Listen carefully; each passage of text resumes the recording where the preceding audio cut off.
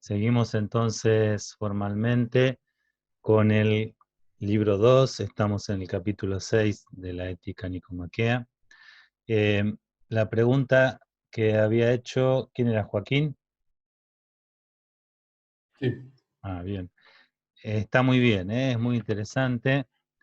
Es verdad que la ética no es una ciencia exacta, ¿sí? Y que Aristóteles pone de manifiesto la complejidad del fenómeno moral. Y entonces uno nunca tiene certeza, ¿sí? No solamente de cuál es la acción a realizar, sino que es de realizarla de la manera más prudente posible. Pero Aristóteles pone de manifiesto que, digamos, la acción excelente, la acción virtuosa en cada circunstancia es como un cierto ideal a alcanzar, y que hay una acción buena, ¿sí? Y, y también hay como muchas formas de errar a ese blanco de la acción buena, ¿sí? Dice literalmente, la virtud tiende al medio, se puede errar de muchas maneras, pero acertar solo de una es posible. Una cosa es fácil, la otra difícil. Fácil errar el blanco, difícil acertar. Los hombres solo son buenos de una manera y malos de muchas. Es decir, por ejemplo, si yo tengo que practicar la justicia aquí y ahora, ¿sí? Quizá, digamos, hay que, digamos, saber cómo practicarla, con quién practicarla, de qué modo practicarla, ¿ven? Y quizá le puedo errar en algo de eso también, ¿sí? Es decir, por ejemplo, yo tengo que eh, devolver lo prestado, ¿sí? Y lo devuelvo, ¿sí? En el tiempo adecuado, no una semana después, ¿sí?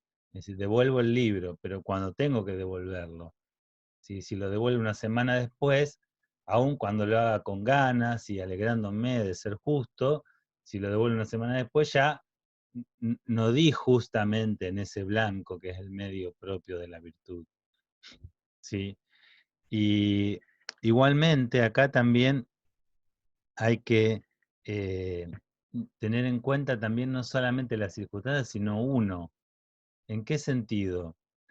En el sentido de que ustedes escucharon ese dicho que dice, a veces lo mejor es enemigo de lo bueno. No. No. Bueno, eso porque no son viejos como yo. Ahí va. Hay un dicho que dice así, a veces lo mejor es enemigo de lo bueno. ¿Qué significa esto? Por ejemplo, esto se entiende bien con un ejemplo referido al arte, ¿sí? Si yo estoy aprendiendo un determinado arte, quizá en un determinado momento, ¿sí? Yo no sea capaz de hacer la obra más excelente posible para un artesano avesado, un artesano con experiencia, sino que tengo que buscar la obra más excelente para mí, aún sabiendo que puede haber una obra más excelente. Yo no soy capaz de hacer hoy la escultura más excelente, aunque me doy cuenta que hay una escultura más excelente. Entonces, a veces también si yo quiero hacer la escultura más excelente en el momento en que no soy capaz de hacer la escultura más excelente en sí misma posible, tiendo por ahí a fracasar como artesano.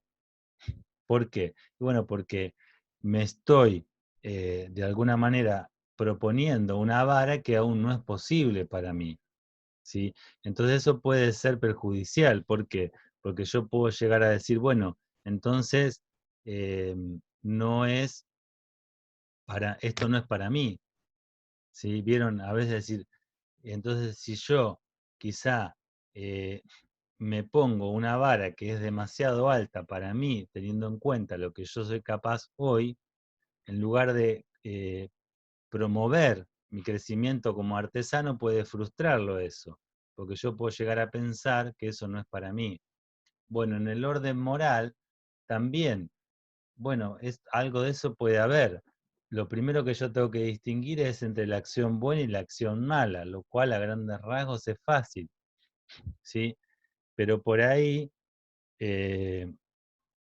digamos, yo tengo que ver también de dónde parto yo, ¿sí? Quizá, por ejemplo, si yo soy un inmoderado con la comida, ¿no? Entonces yo sé me doy cuenta que lo ideal para mí sería comerme 3 milanesas y no 10. Ahora, si yo me propongo pasar de comerme 10 a comerme 3, lo más probable es que yo me frustre y diga, bueno, la moderación no es para mí. ¿Por qué? Porque yo me doy cuenta que lo ideal sería que me coma 3, pero yo me vengo comiendo 10. Entonces, quizás lo que tengo que hacer es decir, bueno, ¿cuál es la obra más excelente para mí en el aquí y ahora también? Aunque yo me dé cuenta de que haya una obra más excelente en sí misma. Entonces yo digo, bueno, a ver, por esta semana en lugar de 10 me voy a comer 9.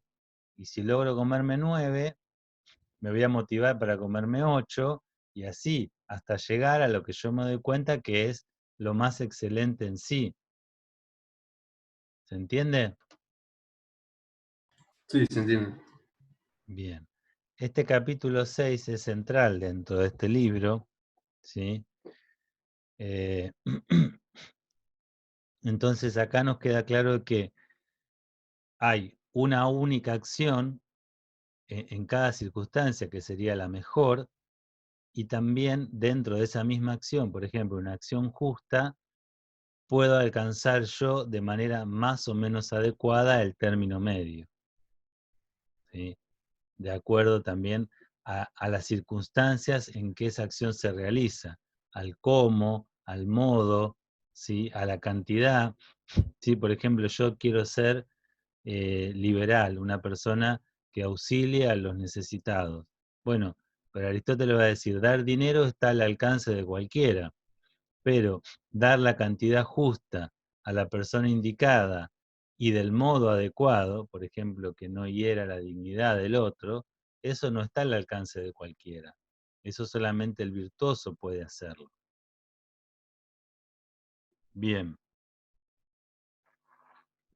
Seguidamente en este capítulo lo que se pone de manifiesto es la definición aristotélica de virtud moral. Y también es importante ver cómo el hombre prudente de algún modo entra a formar parte de esa definición de virtud moral, ¿sí? Eh, a ver, acá hay una pregunta de Victoria. ¿Querés decile a Victoria? En realidad es un comentario, o sea, Ah, a nada ver. más. Que entonces también esto que estás diciendo se relaciona con el concepto de Epimeleia Geautou, del que habla en Historia de la Sexualidad Foucault, ¿no? De alguna Bueno, forma claro. conocerse a uno mismo para tomar las decisiones correctas y mesuradas. Para poder cuidarse uno mismo, uno tiene que conocerse uno mismo y conocer las circunstancias en las que se encuentra envuelto, ¿sí? Es decir, conocerse uno mismo y conocer las circunstancias, ¿sí? Y también conocerse uno mismo implica también conocer la propia debilidad. Y conocer la propia debilidad implica, por ejemplo, conocer cuáles son las cosas hacia las que yo por ahí me siento más inclinado y que son contrarias al orden de la razón. Y a partir de ahí poder actuar en consecuencia. Por ejemplo, si yo sé que soy inmoderado con las cosas dulces, fundamentalmente, que me pueden, ¿sí? Y yo sé que para volver a mi casa tengo que pasar por una panadería que en la vidriera siempre tiene cosas riquísimas, ¿sí? Bueno, por ahí lo que tengo que hacer es, como una estrategia, conociéndome a mí mismo, que soy débil en ese aspecto, bueno, elegir otro camino para ir a mi casa que no tenga que pasar por esa panadería. ¿Ven? El propio cuidado de uno implica un autoconocimiento y ese autoconocimiento me lleva a obrar en consecuencia. Bien, Entonces, en este capítulo, otra cosa importante es la definición de virtud moral. Estamos en 1106b, 36. Luego de los hombres solo son buenos de una manera y malos de muchas. Dice Aristóteles, es por tanto la virtud un modo de ser selectivo, siendo un término medio relativo a nosotros, determinado por la razón y por aquello por lo que decidiría el hombre prudente. ¿Ven? Esa es la definición aristotélica de virtud moral. Al finalizar el libro primero, Aristóteles definió virtud en general como hábito o modo de ser excelente, bueno, laudable. ¿Ven? En cambio ahora define virtud moral como un modo de ser o un hábito selectivo, es decir, que me mueve a elegir, ¿sí? ¿A elegir qué? Un término medio que es relativo a cada uno, ¿sí? Y ese término medio es determinado por la razón. ¿Se acuerdan cómo al comienzo de este libro dijimos que el hecho de que un principio de la moral era obrar siguiendo el dictamen de la recta razón? Es un principio, es decir, es un postulado ineludible para la moral. ¿Ven? Entonces, determinado por la recta razón ese término medio relativo a nosotros. Y después dice, y por aquello por lo que decidiría el hombre prudente. ¿Ven? Es decir, si vos le preguntaras a Aristóteles qué es lo bueno, Aristóteles te diría lo bueno es lo que es bueno para el bueno, aunque parezca un juego de palabras, ¿sí? Si vos le preguntaras a Aristóteles qué es lo más dulce es lo que le parece dulce al que tiene el paladar más refinado, es decir, no a vos o a mí, sino al chef de cosas dulces más bueno, más excelente. ¿Ven? Es interesante esto, ¿no? Porque de alguna manera, para crecer en la capacidad de la prudencia, que es una capacidad personal, uno siempre tiene que mirar al hombre prudente en los diversos ámbitos en los que yo tengo que alcanzar la excelencia. Ven, si yo quiero alcanzar la excelencia en el estudio de la filosofía, tengo que mirar a aquel, ¿sí?, que no es que es el más famoso, sino al que yo me doy cuenta que descolla por su sabiduría en la filosofía. Y tengo que pedirle consejo a esa persona. Si yo quiero alcanzar la excelencia como padre, tengo que, digamos, si estoy aprendiendo, buscar aconsejarme con aquellos que yo me doy cuenta que han llegado a ser excelentes padres, que tienen experiencia. Y quizá no al que tenga un solo hijo, sino al que tenga 10 hijos. ¿Se entiende esto? Es decir, en la definición de virtud moral está esta convicción de buscar ese término medio relativo a nosotros, de buscarlo por la recta razón, por la razón que se deja informar por lo real, pero que también tiene en cuenta a aquellos que ya han alcanzado la excelencia y que me sirven a mí como modelo, como referencia. Quizá no haya un hombre que sea prudente en todos los aspectos de la vida en los que yo necesito alcanzar la excelencia. Pero sí yo puedo encontrar diversos hombres que han alcanzado la excelencia en esos ámbitos, y lo propio del hombre prudente es aconsejarse bien. Ahora bien, si uno no ha alcanzado la aptitud de deliberar adecuadamente, tiene que tener la humildad de pedir consejo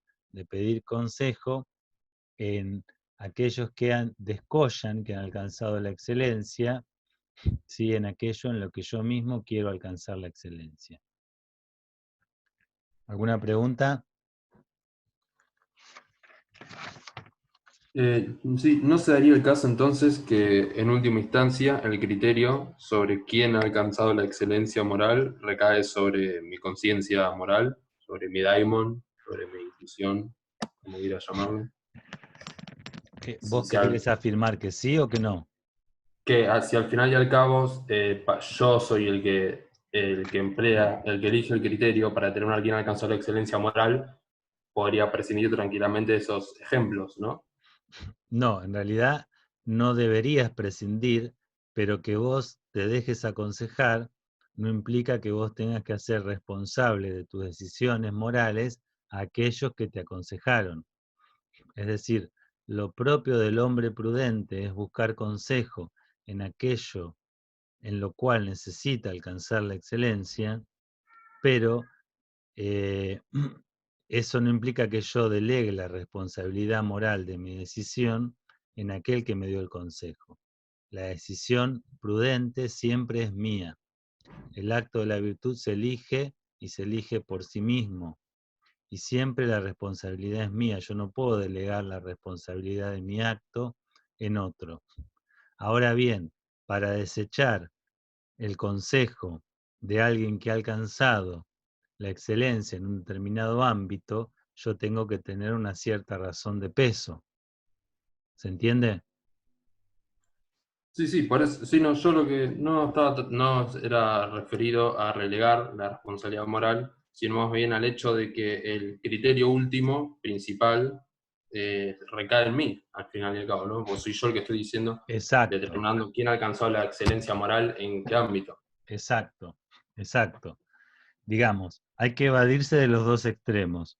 Uno, de no pedir consejos si yo no soy versado en tal o cual determinado ámbito.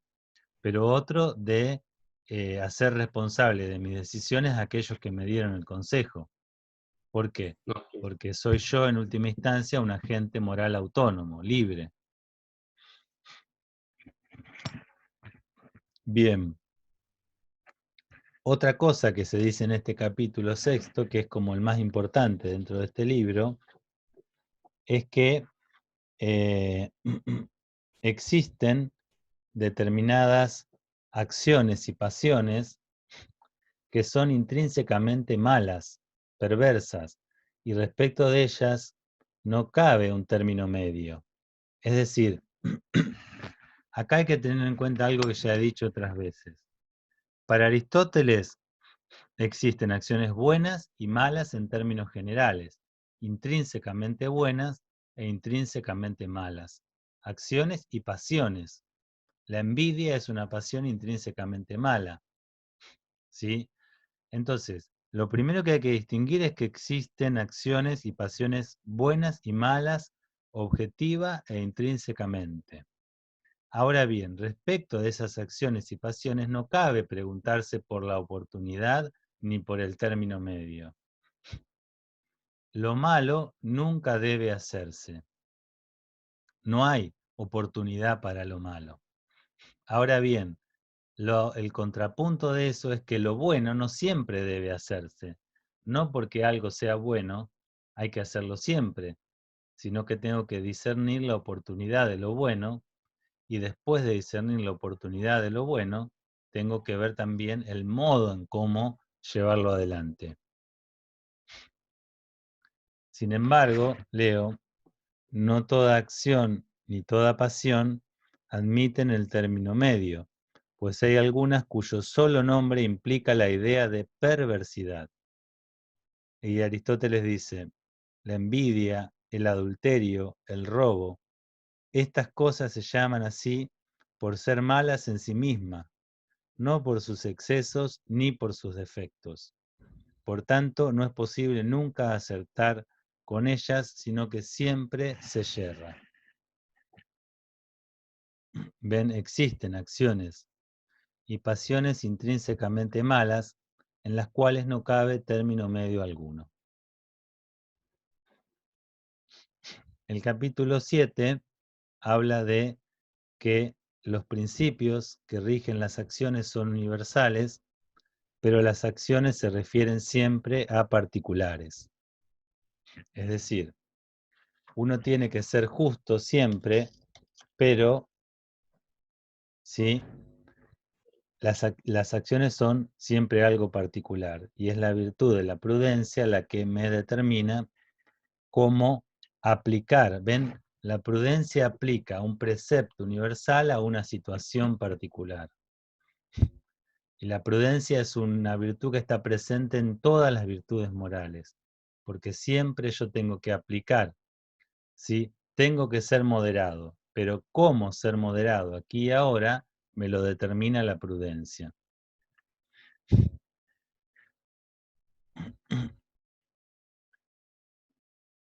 Después el capítulo 7 da algunos ejemplos de virtudes y extremos viciosos.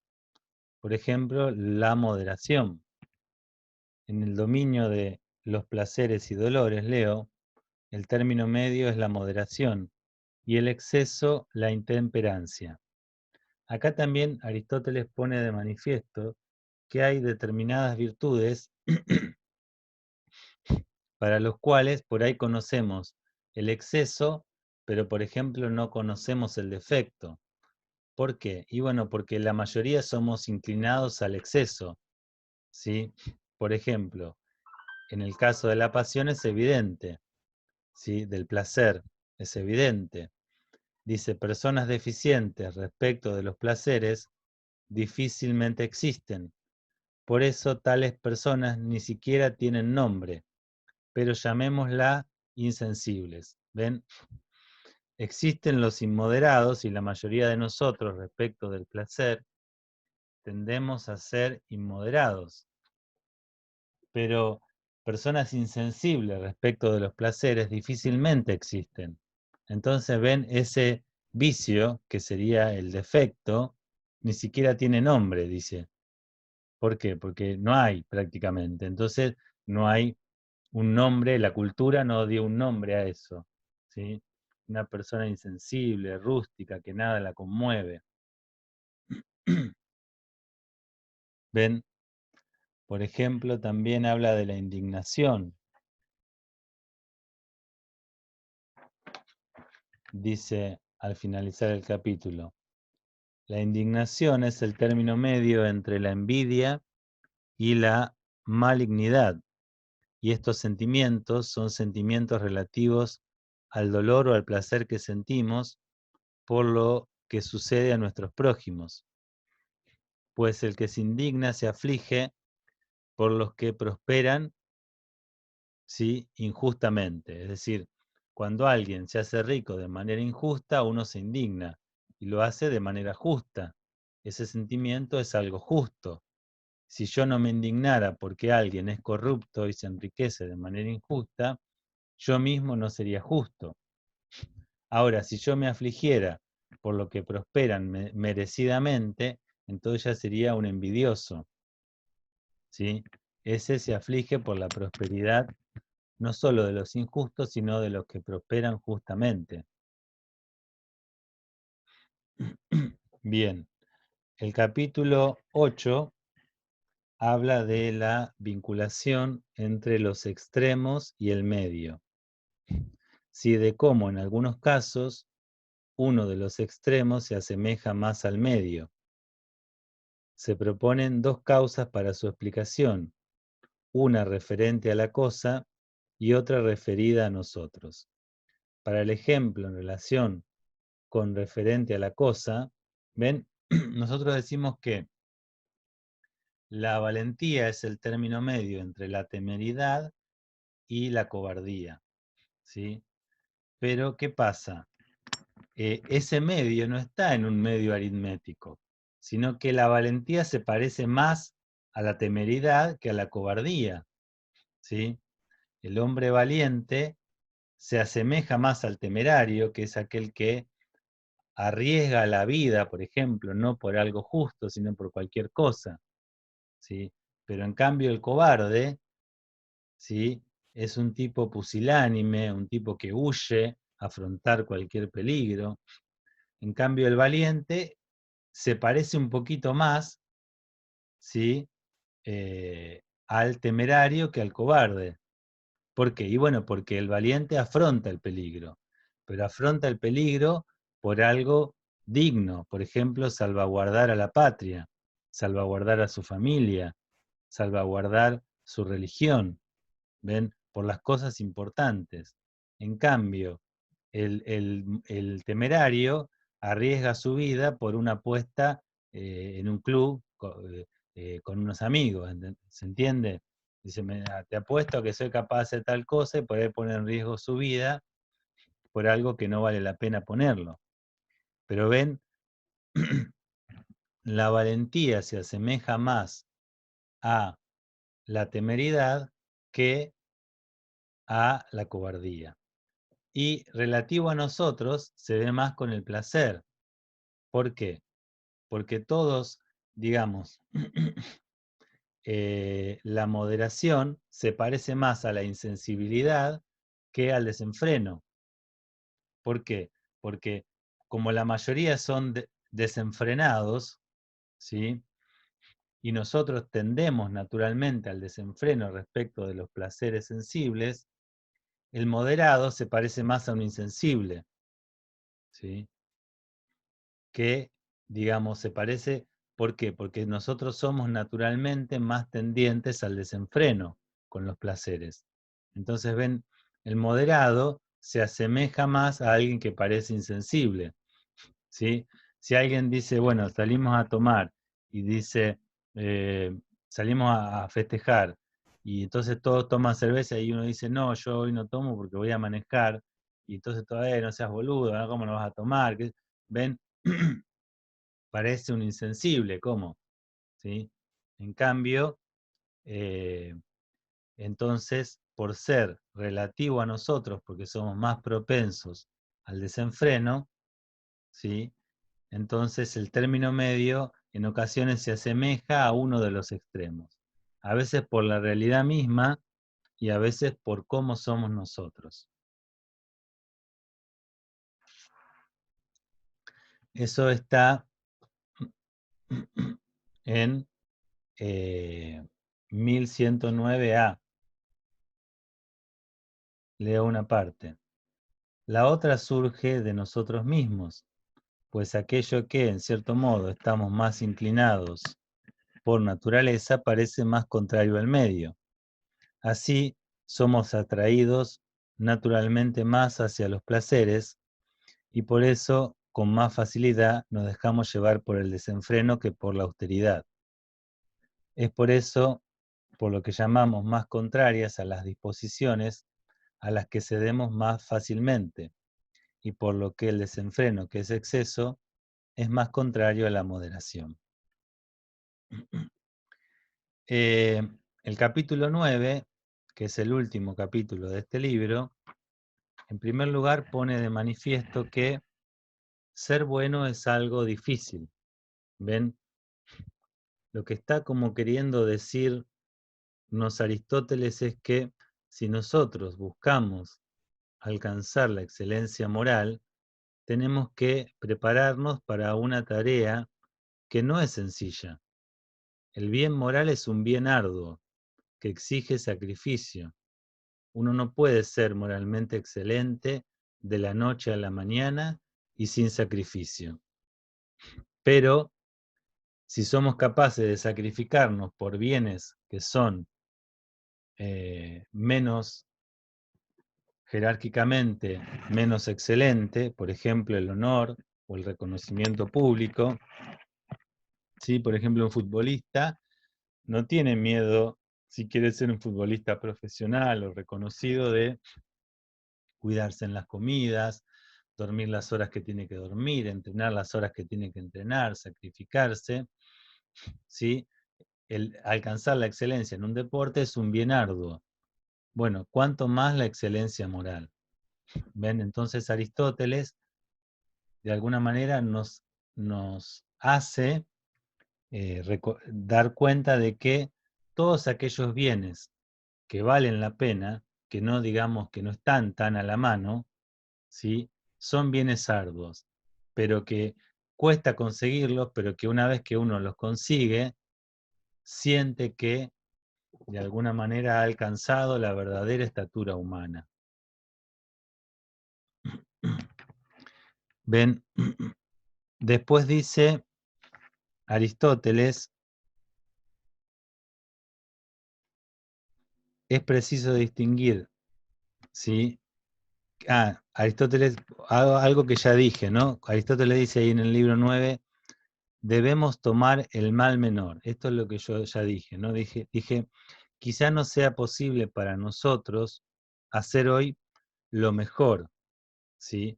Pero sí está a nuestro alcance lo bueno. Es preciso distinguir entre lo bueno y lo malo, pero también entre lo mejor en sí mismo y lo bueno posible para mí, teniendo en cuenta lo que soy y las circunstancias en las que me encuentro, ¿sí? Esto tiene que ver con, digamos, como yo les dije, el ejemplo de las milanesas, ¿no?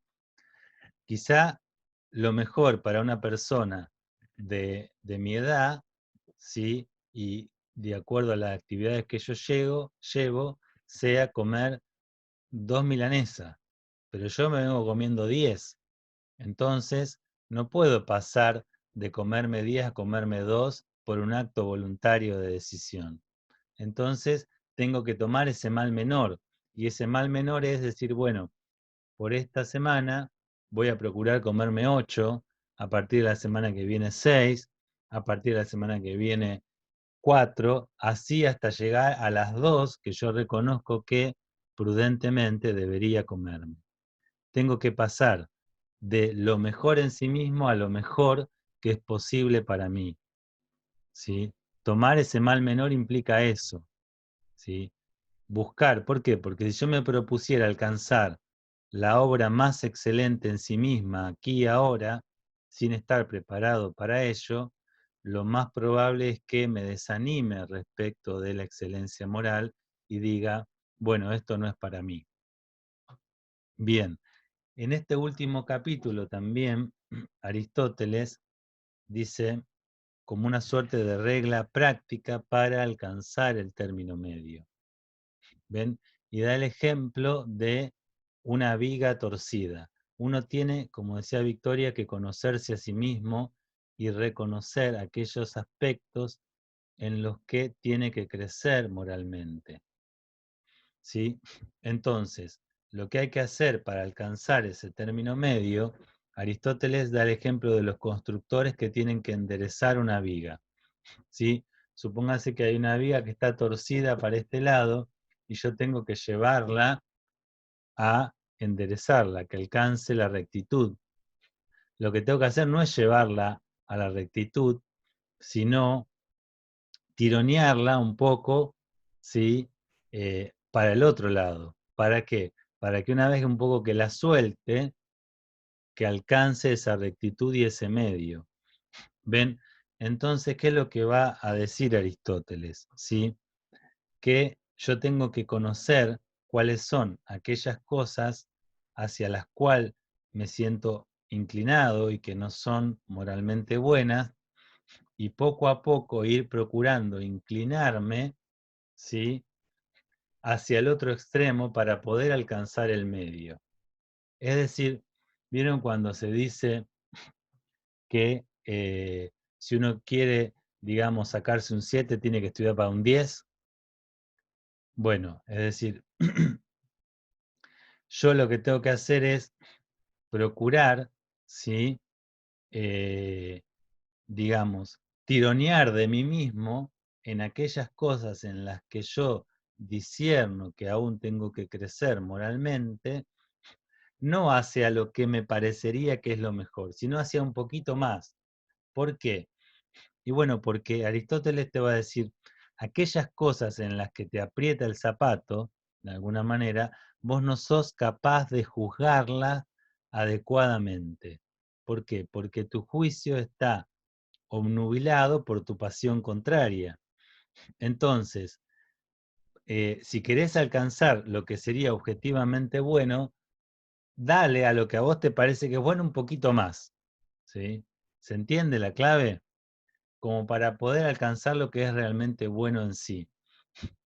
Y Aristóteles Si bien la ética de Aristóteles no es una ética como la ética estoica, que pretende llegar a una cierta apatía, anular la sensibilidad y el placer, lo que sí dice Aristóteles es que nosotros debemos desconfiar sobre todo de lo placentero, desconfiar de aquellas cosas hacia las cuales somos más naturalmente inclinados. ¿Por qué? Porque esas cosas no las juzgamos adecuadamente. Entonces, si bien no debemos procurar dejar de sentir placer, ni de alguna manera aceptar en nuestra vida aquellas cosas que nos proporcionan placer, sí nos dice Aristóteles que nosotros respecto de lo placentero tendemos a juzgar de manera errónea. Entonces tenemos que precavernos especialmente de eso. Ya nos queda menos de un minuto, pero terminamos justo con el libro. Les leo. Debemos, por otra parte, tomar en consideración aquellas cosas hacia las que somos más inclinados. Esto lo conocemos por el placer y el dolor que sentimos, y entonces debemos tirar de nosotros mismos en sentido contrario, pues apartándonos lejos del error, llegaremos al término medio. Bueno, con esto terminamos el libro 2. El consejo de Aristóteles es que si queremos llegar al medio, tiremos un poquito más para el otro extremo, hacia el cual nosotros somos espontáneamente inclinados. La semana que viene avanzamos con el libro